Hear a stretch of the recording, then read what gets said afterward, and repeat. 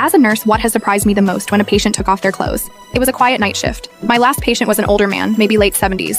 He joked a lot, called me kid, and said he hadn't been to a hospital since the 80s.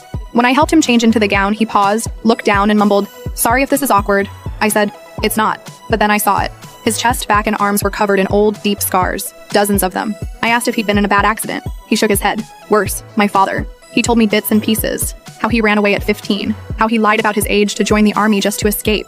He said the only thing that kept him going was telling himself that one day, he'd have a normal life. A safe home. No yelling. No bruises. He never did. No wife, no kids.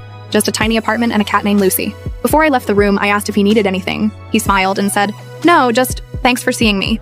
Most people don't. I stood in the hallway after and cried. Not because he was dying, but because no one had ever made sure he lived.